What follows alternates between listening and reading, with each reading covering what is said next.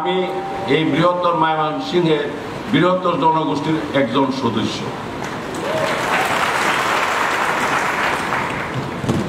হাওর জঙ্গল মহিষের সিং তিনে মিলে হইল ময়মনসিংহ। আর আমি হইলাম এই বৃহত্তর ময়মনসিংহের হাওর এলাকার লোক। এই যে এখানে আসছি, বাতাস, এই যে দিনের গর্জন, বৃষ্টি, এগুলি দিয়ে আমার মন একদম চুপসা গেছে। কারণ হলো কি, আপনারা জানেন এই মাত্র 16 তারিখ, 17 এবং 18 করছে, এই 3 দিন হাওরের কিশোরগঞ্জ, নেত্রকোনা, সুনামগঞ্জ, হবিগঞ্জ এবং পার্ট অফ ব্রাউনবাড়িয়া এইগুলি ঘুরে দেখেছি। সমস্ত ফসল প্রায় 12 অনেক ধ্বংস হয়ে গেছে। কি অবস্থা মানে এটা বলে বুঝতে, এমনকি এই যে ধান নিচে গিয়ে আবার পানিতে গিয়ে পৌঁছে গেছে, এরপরে মাছ পর্যন্ত মরে যাচ্ছে।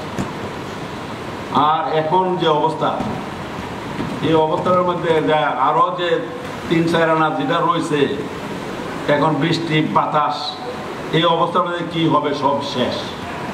এই ধরনের মানে অবস্থার মধ্যে মনের অবস্থা খুব সুবিধা না। সুতরাং রং মিশায় কথা বলার মতো মানসিক অবস্থা নাই।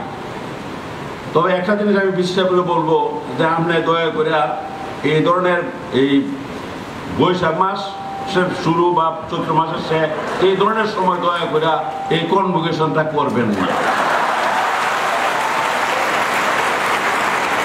আরো কয়েকটা ইউনিভার্সিটির মধ্যে গেছি, যাদেরকে আমি ডিগ্রি প্রদান করি, এরা চেহারাটা আমি দেখতে পারি না, সব অন্ধকার, কিছুই দেখি না। কিন্তু আমরা এটা নাট্য মঞ্চের মতো, দর্শকরা তাদের একটা অন্ধকার, আর এখানে আমাদের একটা আলো, আমাদেরকে দেখা যায় মনে হয় আমরা পাঠ করতেছি।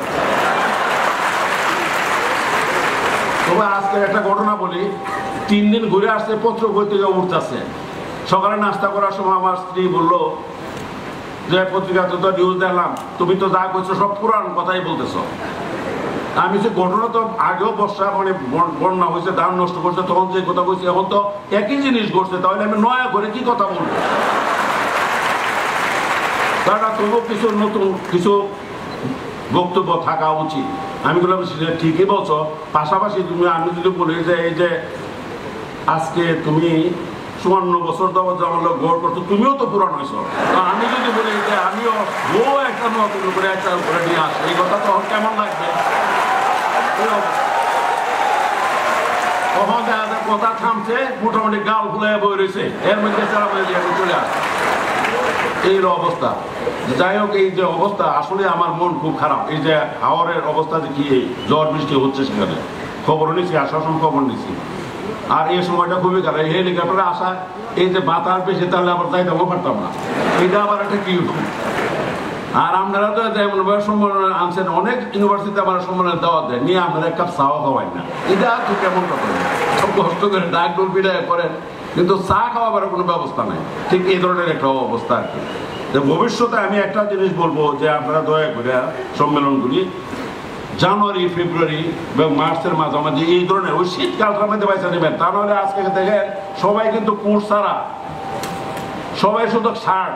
আমিও আপনাদের দেখে আমিও কোট আনছিলাম, কিন্তু এটা লাগাইছি না, কারণ এত গরমের মধ্যে এটা কোট লাগালে তো এমনি কোট ছাড়াই যে অবস্থা, আরো গাউন তো সিনথেটিক কাপড়।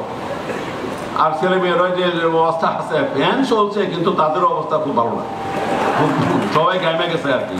তো যাই হোক, আমি বিশেষভাবে আনন্দিত যে এই কবি নজরুল বিশ্ববিদ্যালয়ের সমবর্তন তো অনেক, আমি রাষ্ট্রপতি থাকা আরেকজন আপনি কত লোক আসবে, কিন্তু সর্বপ্রথম আমি এই ময়মনসিংহ, বৃহত্তর ময়মনসিংহ আর হাওরের এলাকার ছেলে। তো যাই হোক, আমি আর বক্তব্য বাড়াবো না। আমার সর্বশেষ সম্মানিত সুধীমণ্ডলী, পরিশেষে আমি জাতীয় কবি কাজী নজরুল ইসলাম বিশ্ববিদ্যালয়ের সর্বাঙ্গীন সাফল্য ও উত্তরোত্তর সমৃদ্ধ কামনা করে আমার বক্তব্য শেষ করছি। আপনারা সবাই ভালো থাকুন, সুস্থ থাকুন, মহান আল্লাহ আমাদের সহায় হোক। খুদা হাফেজ। বাংলাদেশ চিরজীবী হোক। আসসালামু আলাইকুম।